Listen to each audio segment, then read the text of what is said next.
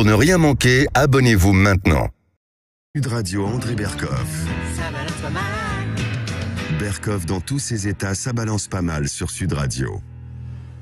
Alors on vient de voir avec le professeur Anne-Marie Le Pourrier que finalement cet état de droit paralysait un peu l'État, c'est un peu le droit contre l'État, et bien sûr on est sous le choc, nos pensées ne peuvent pas se détacher de ces petites victimes et de leur famille, mais en même temps je me rappelle que jeudi c'était aussi un moment important pour notre démocratie, il ne faut pas faire de récup c'est vrai, mais il ne faut pas non plus faire de contre-récup. Je me souviens aussi de cette séquence surréaliste, peut-être l'avez-vous entendu ou vu, d'Aurore Berger qui exige qu'on arrête séance tenante de parler de la réforme des retraites parce que l'attaque avait lieu. Bon, mais on vient de parler du dévoiement du droit d'asile, on va pas se mettre à parler de la réforme des retraites, quoique tous les sondages montrent que 2 Français sur 3 sont favorables à réguler les flux migratoires et 2 Français sur 3 sont contre la réforme des retraites. Et finalement, on nous oppose, on nous impose une politique contre laquelle une majorité d'entre nous sommes. Et c'est la question que je posais au professeur Clara Heger, professeur à l'université de Rotterdam, spécialisée sur cette question du RIC, même une théoricienne du RIC.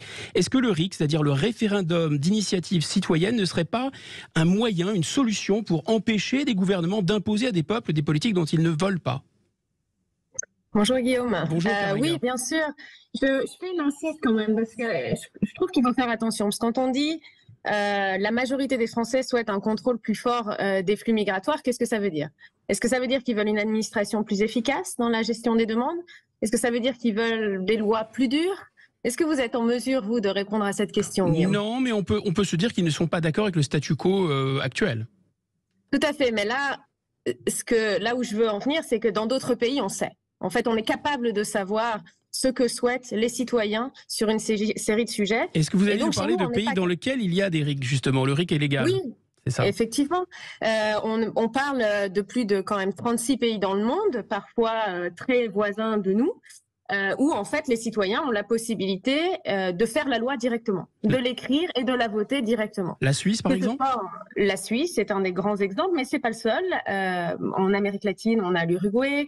Des grands États aux États-Unis, la Californie, le font également. Et qu'est-ce qu'on observe? Eh bien, c'est qu'on sait ce que les citoyens veulent, et aussi on a des gouvernants qui respectent ce que les citoyens veulent.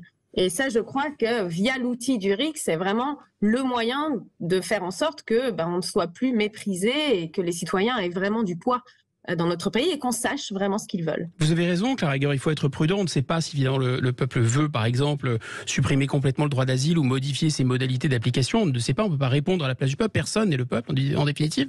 Mais ce que vous soulignez, c'est que dans le système démocratique actuel, en France, par exemple, le peuple n'a pas le pouvoir d'initiative. C'est-à-dire qu'il ne peut pas décider des sujets sur lesquels il décide. C'est bien ça ?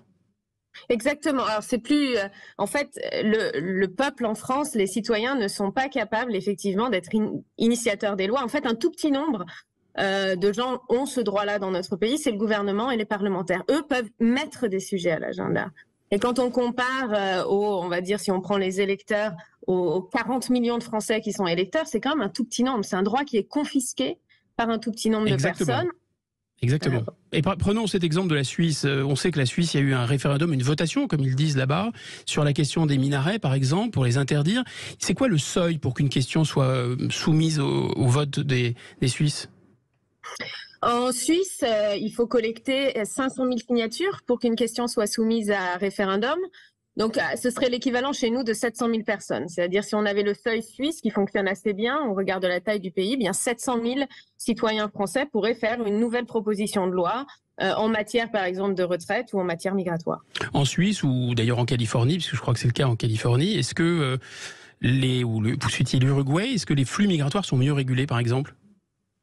En fait, c'est pas tellement la question. Est-ce qu'il faut mieux ou la question, c'est plutôt quel type de politique migratoire est mis en place et qui décide de la politique migratoire. En fait, dans ces pays, on a des politiques migratoires qui sont très protectives à l'égard des personnes qui sont les plus soumises à la concurrence internationale.